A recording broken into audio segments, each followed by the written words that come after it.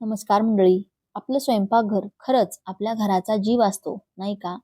सकाळी येणारा तो चहा कॉफीचा घमघमाट, आईच्या, बायकोच्या किंवा आपल्या स्वतःच्या हातच्या जेवणाची ती उबदार माया, अशा कितीतरी आठवणी असतात, ज्यांची चव आपल्या जिभेवर आणि मनात कायमची घर करून राहते.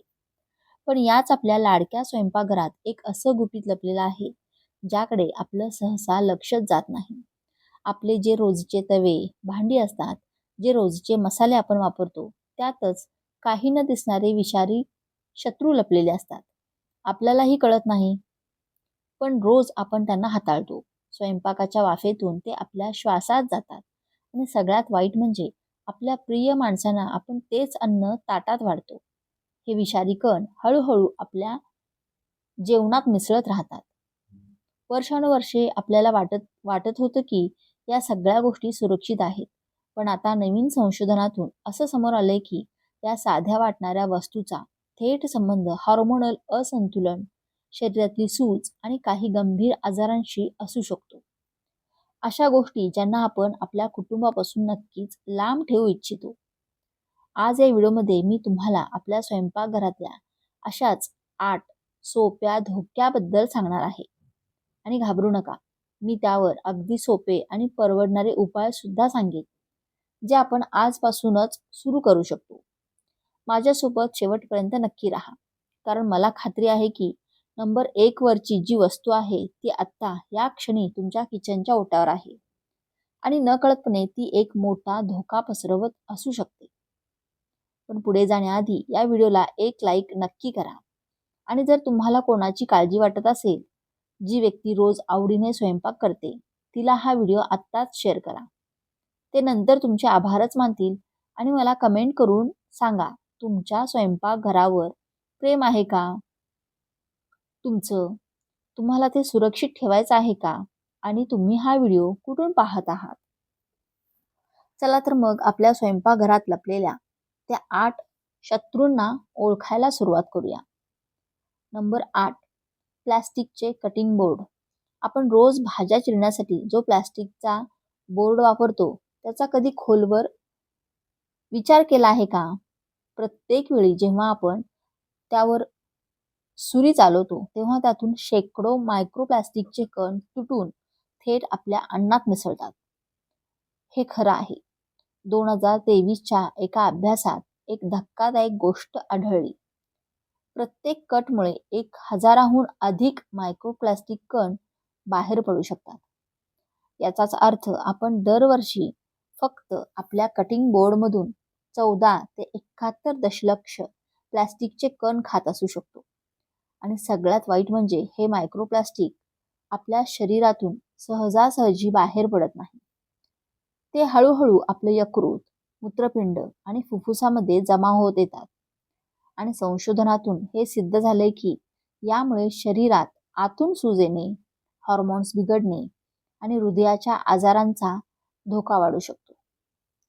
बरं, इतकंच नाही, तुमचा बोर्ड जितका जास्त खरवरलेला असेल, तितके जास्त बॅक्टेरिया त्यात अडकून बसतात. मग उपाय काय? सगळ्यात उत्तम म्हणजे लाकडी बोर्ड वापरा.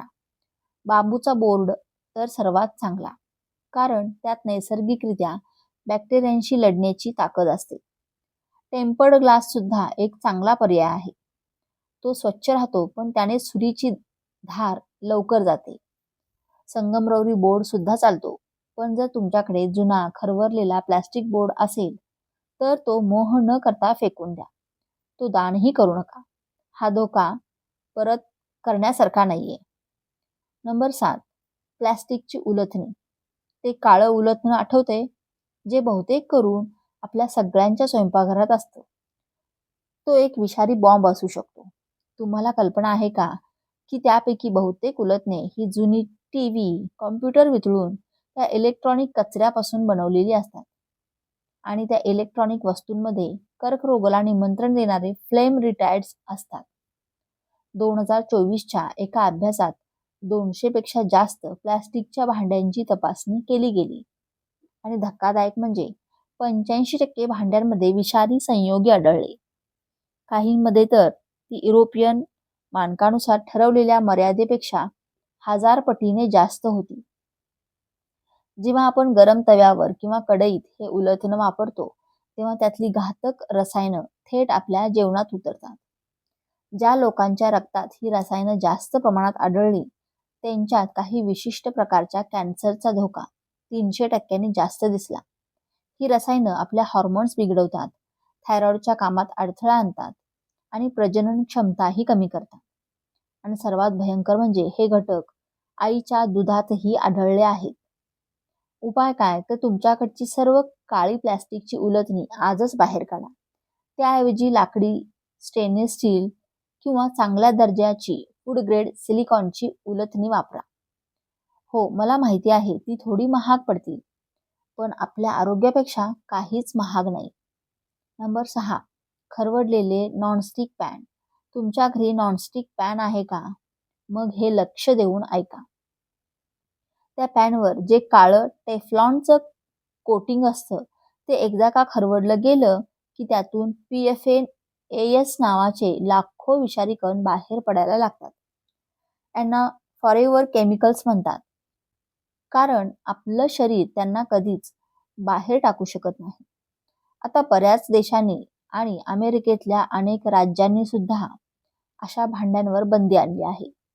पण आपल्याकडे जुने फॅन अजूनही सर्रास वापरले जातात. 2024च्या एका ऑस्ट्रेलियन अभ्यासात असं दिसलं की पॅनवरचा एक छोटासा ओरखडा सुद्धा लाखो विषारी कण आपल्या अन्नात सोडू शकतात. या PFASच्या क्रेट संबंधी किडनी, थायरॉइड, यकृत आणि स्वादुपिंडाच्या कर्करोगाशी जोडला गेला आहे. हे आपली प्रतिकारशक्ती इतकी कमकुवत करतात की साध्या लसीचा सुद्धा शरीरावर हवा तसा परिणाम होत नाही. ज्या गर्भवती महिलांचा यांच्याशी संपर्क येतो त्यांना प्रीक्लॅम्प्सिया होण्याचा किंवा कमी वजनाचा बाळ जन्माला येण्याचा धोका वाढतो. आणि जेव्हा हा पॅन 260 डिग्री सेल्सिअस पेक्षा जास्त गरम होतो, जे आपण फोडणी देताना सहज होतं, तेव्हा त्यातून टेफ्लॉन फ्लू नावाचा विषारी धूर निघतो, ज्यामुळे ताप, थंडी वाजणे, डोकेदुखी असा त्रास होतो. आपल्याला वाटतं साधा फ्लू आहे, पण ती एक प्रकारची रासायनिक विषबाधा असते. उपाय काय? तुमचा नॉनस्टिक पॅन थोडा जरी खरवडला असेल तर विचार न करता तो लगेच टाकून द्या. त्याऐवजी काय वापराल? बिडाची भांडी वापरा. ती पिढ्यानपिढ्याच टिकतात आणि नैसर्गिकरित्या आपल्या शरीराला लोह देतात. स्टेनलेस स्टील हा उत्तम, टिकाऊ आणि पूर्णपणे सुरक्षित पर्याय आहे. किंवा मग सिरॅमिकची भांडी वापरा. ती सुरक्षित, दिसायला सुंदर आणि नॉनस्टिक ही असतात. हा बदल करणं नक्कीच फायद्याचं आहे. नंबर 5, मायक्रोवेव्हमध्ये जुने प्लॅस्टिकचे डबे वापरणे. तुमच्याकडे शिळं अन्न उरलं तर तुम्ही ते प्लॅस्टिकच्या डब्यात ठेवून मायक्रोवेव्हमध्ये गरम करता का? अगदी ते डबे जे आपण वर्षानुवर्षे वापरत आलोय. ही खूप मोठी चूक आहे. कारण जुनं प्लास्टिक जेव्हा गरम होतं तेव्हा ते एका केमिकल फॅक्टरीसारखं काम करतं. 2023च्या एका अभ्यासात असं आढळलं की प्लॅस्टिकचा डब्बा मायक्रोवेव्ह केल्यावर त्यातून प्रति चौरस सेंटीमीटर तब्बल 2 अब्ज नॅनो प्लास्टिकचे कण बाहेर पडतात. आणि गंमत आहे का, आपण BPA फ्री लेबल बघून खुश होतो, पण ते डबेही सुरक्षित नाही. कंपन्यांनी BPA ऐवजी BPS आणि BPF वापरायला सुरुवात केली, जे कदाचित BPA पेक्षाही जास्त विषारी असू शकतात. हे हॉर्मोन्स बिघडवणारे घटक मधुमेह, लठ्ठपणा, वंध्यत्व आणि हाय बीपीशी जोडलेले आहेत. एवढंच नाही, 2024च्या अभ्यासानुसार ज्या लोकांच्या रक्तवाहिन्यांमध्ये हे मायक्रोप्लास्टिक सापडले त्यांना पुढच्या 3 वर्षात हार्ट अटॅक, स्ट्रोक किंवा मृत्यूचा धोका इतरांपेक्षा दुप्पट होतो. यावरती उपाय काय? तर अन्न कधीही कोणत्याही परिस्थितीत प्लॅस्टिकमध्ये गरम करू नका. त्यासाठी नेहमी काचेची किंवा सिरॅमिकची, मातीची भांडी वापरा. अगदी प्लॅस्टिकचं झाकण जरी मायक्रोवेव्हमध्ये ठेवलं तरी त्यातून विषारी घटक अन्नात उतरतात. अन्न झाकण्यासाठी पेपर, टॉवेल किंवा पार्चमेंट पेपर वापरा. फ्रीजमध्ये ठेवायला प्लॅस्टिकचे डबे ठीक आहेत, पण गरम करताना ते अन्न कधीही काचेच्या भांड्यात काढा आणि ते जुने, खरवडलेले, पिवळे, धुरकट पडलेले डबे आत्ता तरी फेकून द्या. नंबर 4, बनावट सिलिकॉनची भांडी. तुम्ही कधी ऑनलाईन स्वस्तात मिळतात म्हणून सिलिकॉनचे मोल्ड किंवा उलझणे विकत घेतले आहेत का? मग जरा जपून, कारण सगळा सिलिकॉन सारखं नसतं. एक असतं फूड ग्रेड सिलिकॉन जे सुरक्षित असतं आणि दुसरं असतं स्वस्त सिलिकॉन ज्यात 40% प्लॅस्टिक, भेसळ आणि शिसे कॅडमियम सारखे जड धातू मिसळलेले असतात. 2023च्या एका चाचणीत 42 सिलिकॉन उत्पादनांची तपासणी केली तेव्हा 84% वस्तूंमध्ये हॉर्मोन्स बिघडवणारे घटक आढळले. त्यातून 21 प्रकारचे वेगवेगळे धातू होते आणि भीतीदायक गोष्ट ही आहे की आपण वरून बघून हे ओळखूच शकत नाही. तो केक बनवायचा गोंडस दिसणारा मोल्ड प्रत्यक्षात विषारी असू शकतो. मग चांगलं सिलिकॉन कसं ओळखावं? नेहमी FDLF, FGB किंवा NSF 51 सारखी प्रमाणपत्र तपासा. ते भांडं एका पांढऱ्या कागदावर घासून बघा. जर कागदाला रंग लागला तर ते फेकून द्या. त्याला थोडं गरम करून बघा. जर केमिकल सारखा वास आला तर ते फूड ग्रेड नाही. नेहमी चांगल्या विश्वासू ब्रँडच्याच वस्तू घ्या. नंबर 3, जड धातू मिसळलेले आयात केलेले मसाले. आपण जीवनात हळद, ऑरेगॅनो, पॅप्रिका किंवा लाल मिरची पूड वापरतोच. मग हे नीट ऐका. कंझ्युमर रिपोर्ट्सच्या एका तपासात 126 मसाल्यांची चाचणी केली. त्यात तब्बल 1/3 मसाले शिसे, कॅडमियम आणि आर्सेनिकने दूषित आढळले. हे जड धातू बऱ्याचदा परदेशातल्या दूषित मातीतून मसाल्यांमध्ये येतात, विशिष्ट अशा भागातून जिथे चांगले नियम पाळले जात नाहीत. आणि 2024 मध्ये FDAने स्वतः हे मान्य केलं की बाजारात विकल्या जाणाऱ्या अनेक मसाल्यांमध्ये या धातूंचे प्रमाण सुरक्षित मर्यादेपेक्षा खूप जास्त होतं. याने काय फरक पडतो? फरक पडतो कारण हे धातू अनेक दशके आपल्या शरीरात साठत राहतात. शिसे मुलांची बुद्धिमत्ता म्हणजेच IQ कमी करते आणि स्मरणशक्तीवर परिणाम करते. कॅडमियम आपली किडनी खराब करते आणि 30 वर्षापर्यंत शरीरात राहू शकते. आर्सेनिकमुळे त्वचा, फुफ्फुस आणि मूत्राशयाचा कॅन्सर होतो. लहान मुलांनी जर रोज फक्त पाव चमचा असा दूषित मसाला खाल्ला तरी ते त्यांच्यासाठीच्या सुरक्षित मर्यादेच्या बाहेर जातं. मग उपाय काय? मसाले खायचे नाहीत का? मसाले खायचे, पण नेहमी चांगल्या विश्वासार्ह ब्रँड मसाले घ्या. ज्यावर लेबल नाही किंवा जे सुट्टे मिळतात ते मसाले शक्यतो टाळा. आणि सगळ्यात उत्तम, आपल्या खिडकी, बाल्कनीत तुळस, पुदिना, कढीपत्ता, ओवा असं काहीतरी लावा. ते सोपं आहे. आणि प्रत्येक वेळी एकाच ब्रँडचे मसाले वापरण्याऐवजी ब्रँड बदलत राहा. नंबर 2, जेवणाच्या जागेवर तीव्र क्लीनरचा वापर. तुम्ही किचनचा ओटा स्वच्छ करण्यासाठी तीव्र केमिकल्स असलेले क्लीनर स्प्रे करता का? आणि मग लगेच त्याच जागेवर पोळ्या लाटता किंवा भाज्या चिरता का? हे धोकादायक ठरू शकतं. कारण आपण ओटा पाण्याने पुसून काढल्यानंतरही त्या क्लीनरचे रासायनिक अंश पृष्ठभागावर चिकटून राहतात आणि सरळ आपल्या अन्नात मिसळतात. CDCच्या मते घरातील सर्व क्लीनर्समुळे होणाऱ्या विषबाधेचे कॉल्स गेल्या काही वर्षात 23% वाढलेत. आणि अजून एक बऱ्याच जणांना सवय असते ब्लीच आणि अमोनिया, जे बऱ्याच क्लीनर्समध्ये असतं, एकत्र मिसळून साफसफाई करायची. असं चुकूनही करू नका. त्यातून अत्यंत विषारी वायू बाहेर येतं. उपाय: स्वयंपाकघरात नेहमी फूड कॉन्टॅक्ट सेफ लिहिलेलेच क्लीनर वापरा. अगदी साधं पातळ ब्लीच साधारण 4 लिटर पाण्यात 1 मोठा चमचा सुरक्षित असतं. किंवा 70% आयसोप्रॉपिल अल्कोहोल वापरू शकता. सर्वात सोपं म्हणजे नैसर्गिक उपाय करा. आपला साधा व्हाईट विनेगर सगळी घाण आणि जंतू मारतो. खाण्याचा सोडा सुद्धा उत्तम स्वच्छता करतो आणि तो विषारीही नसतो. पण काहीही वापरलं तरी अन्न करण्यापूर्वी ती जागा नेहमी स्वच्छ पाण्याने नीट पुसून घ्या. नंबर 1, किचन मधला जुना स्पंज. आता त्या वस्तूविषयी बोलूया जी आत्ता तुमच्या सिंक मध्ये पडून आहे. आपल्याला वाटतं की ती स्वच्छतेसाठी आहे, पण खरं तर तीच सगळ्यात जास्त रोग पसरवत आहे. आपण त्या स्पंजने मुलांची ताटं घासतो, आपले चहा कॉफीचे कप घासतो, जेवणाचे चमचे घासतो. हे करत असताना आपण अब्जावधी बॅक्टेरिया एका भांड्यावरून दुसऱ्या भांड्यावर पसरवत आहे. 2024च्या एका जर्मन अभ्यासात 14 वापरलेल्या स्पंजशी तपासणी केली. त्यांना 362 प्रकारचे बॅक्टेरिया आढळले. ज्यात चक्क मानवी विष्ठेमध्ये आढळणारे बॅक्टेरिया सुद्धा होते. त्यांची संख्या किती तर प्रति घन सेंटीमीटर 82 अब्ज, म्हणजे एखाद्या गटाराच्या पाण्यापेक्षाही जास्त घाणेरडा. आणि पुढचं ऐकून तर तुम्हाला धक्काच बसेल. स्पंज उकळत्या पाण्यात टाकून किंवा मायक्रोवेव्ह करून काहीही उपयोग होत नाही. उलट ते जास्त वाईट ठरतं. 2017च्या अभ्यासात असं दिसलं की स्पंज स्वच्छ केलेल्या स्पंजमध्ये न धुतलेल्या स्पंजपेक्षाही जास्त धोकादायक बॅक्टेरिया वाढतात. का? कारण स्पंज आतून कधीच पूर्णपणे सुकत नाही. तो उबदार, ओलसर आणि त्यात अन्नाचे कण अडकलेले दिसतात. बॅक्टेरिया वाढण्यासाठी यापेक्षा चांगली जागा असूच शकत नाही.